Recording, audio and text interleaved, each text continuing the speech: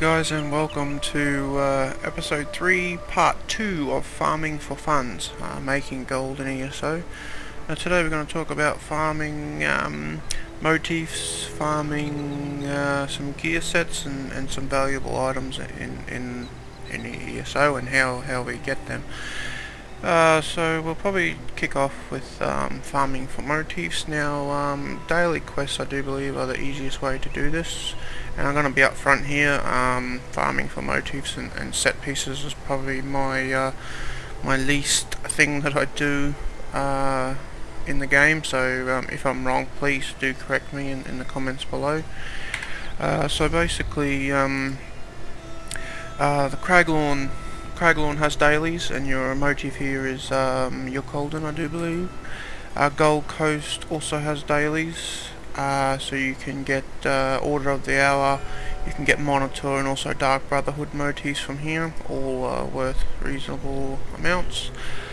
And the other dailies obviously in Rothgar. No, don't travel. In Rothgar. So we have ancient ore can be had in the public dungeon and an old Orsinium, and also Trinimac drops from the dailies. So we'll kick off with some dailies and a bit of footage on how we get them in Rothgar and in on the Gold Coast. So so you guys can have a bit of an idea of how to do it.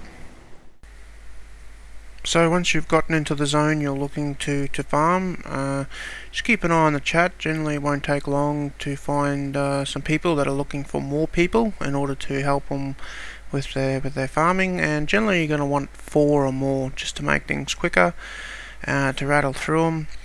You can also get the quest yourself by plucking it off a board in the major cities in that appropriate zone, or you can ask someone else who already has the quest to share it.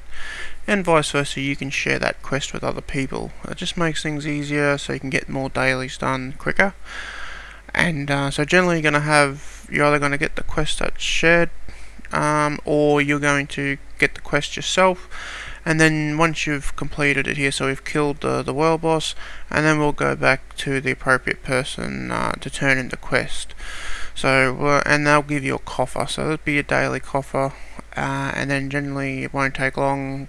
Stay in the group, other people share the next quest, which I think for me is Arena, and off we go on that. So you open up your daily copper, cross your fingers, and generally you don't get much. Trust me, I didn't get much at all while I made these videos, but at least you get the gist of things. So we're in Rothgar at the moment, doing one of the dailies, and generally you'll have to do some meaningless little side quests. So here we have to clean taints and whatnot.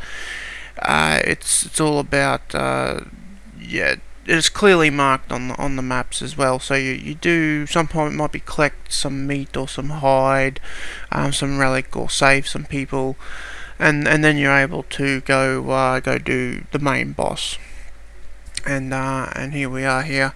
Be prepared, the ones in Rothgar have got quite a lot of people. I think we do actually have 2 farming groups here. The group that I'm in, which is a smaller group, and then another group, I think, which is a bit larger. But it doesn't matter as long as you get a few hits on the boss, etc. It's all well and good. Now once you've done your dailies here, in Rothgar, you'll come back to this one tavern. So this is where all the quest givers are. It's where you'll find your daily quests that you'll share with other people, and people will share with you. It's all in this tavern. So our quest giver is right by the door, but there are a lot of other quest givers in here. So this is Trinimac, and there's a number of set pieces you'll get here. But the main motif here we're looking to farm is Trinimac, which is still worth, I think, around the 10,000 gold. But here's some of the other quest givers. You'll see them here, and I think there's a couple upstairs as well. And as you can see, someone has shared the next quest, and we accept that, and it's literally that easy just to roll along. So there's another quest giver, and that's the quest that's available for me today, that I can take that quest and share it later. So when it comes to farming set pieces in 1 Tamriel, things have changed quite a bit. So it used to be the case with Viper, Nightmare, Kingslayer, Warlock, etc. You just used to farm trials, and you could get these drops, and you could sell them on or trade them, etc., etc. But now it's not the case. They're all bind on pickup, and you can only trade them with members of that group. I think it's 2 hours before they become bind on equip, and if you modify them in any way, they bind to your account. So all of the new sets such as Spriggans, Vampire Lord, there's many of them. They all drop now in zones and overworld bosses, dolmens like what we're doing here. I'll put a link in the description of where certain pieces drop. But the easiest way to get these is basically dolmen grinding. So as you can see here, we've just done with the dolmen here, a lot of people, and we get ourselves a nice ring. I think it's 1500, and I actually get 2 of these in this little session, which surprised me quite a bit. But basically it's the same principle. You get yourself into the zone where you want to farm, and start looking for a group. If not, just sit by a dolmen until it drops. You'll probably find that people won't be too far away. Then you can ask to join the group, or just stay by yourself and go onwards to the next dolmen. Now it's very random as to what you get, and some pieces are worth, or actually quite worthless, but other pieces are worth quite a fair bit. Spriggan swords sharpened, for instance, are worth quite a bit. Daggers precise, etc. So what you're gonna want to do is pick what you want to farm, and go to that zone and stick at it, and just see whether it's worth doing.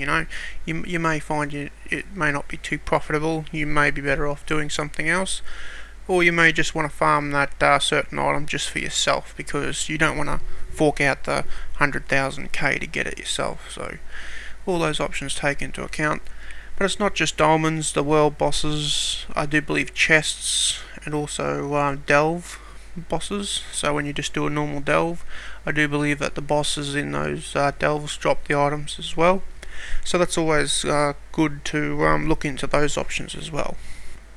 So if you love the PvP and you have plenty of alliance points, then you really do have a good opportunity to make some gold by purchasing some unique items that are only available in Cyrodiil through the siege merchants in the keeps, and also from the small towns that are in Cyrodiil. There's 3 in Cyrodiil itself, and your faction has to own that town in order to purchase stuff from the NPC.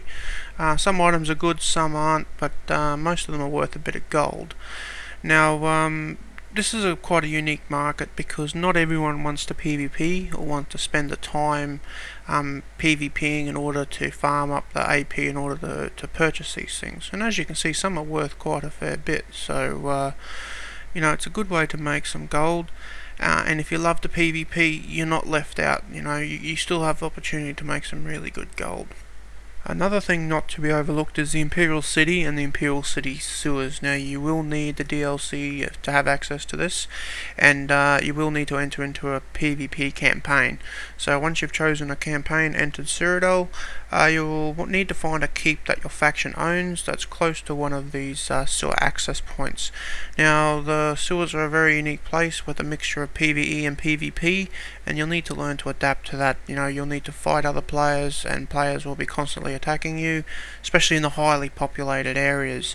So just keep that in mind. Now, the mobs here and other players that you kill will drop Telverstone. Now, Telverstones can be used in your little area of the sewers here with your Telverstone traders to buy unique items. So items that are generally only available in the sewers, which grants you access to a very unique corner of the market. And some of these things are worth quite a fair bit. So there are some really good ways to make gold here. Now, Imperial City is also good because you can go topside and PvP and make some good AP, or you could spend some time down the bottom grinding up Telverstone to buy these unique items.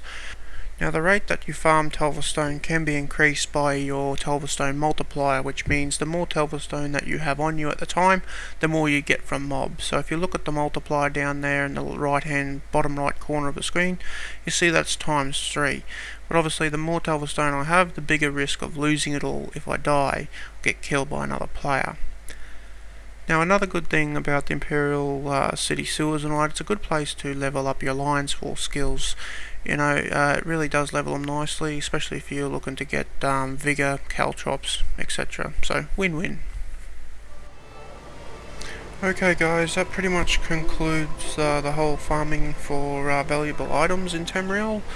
Now, things to remember is that motifs and set items, the value on them will change depending on the meta at the time. Is it popular? Is it not?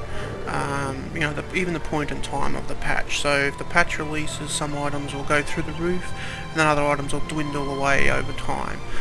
Now, it's important to note that even though patches will come and go, but the base principle of everything here will stay the same.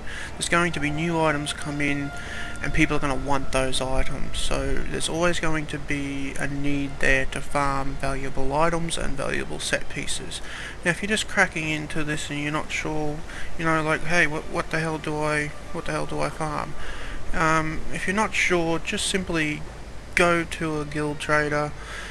Scroll through the pages, find out what's going for a fair bit of money, find out where to get it, and then go farm the hell out of it. Now, that's pretty much all there is to it, and that's another way to make gold in ESO.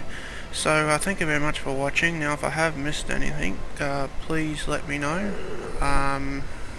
It was difficult to squeeze all this in the time that I have. It's quite easy to blow this out well over 20 minutes for this video, but we've kept it nice and short. But if there's anything you'd like me to go more into depth with, just let me know. If I've forgotten anything, please let me know in the comments, and thank you very much for watching. Cheers.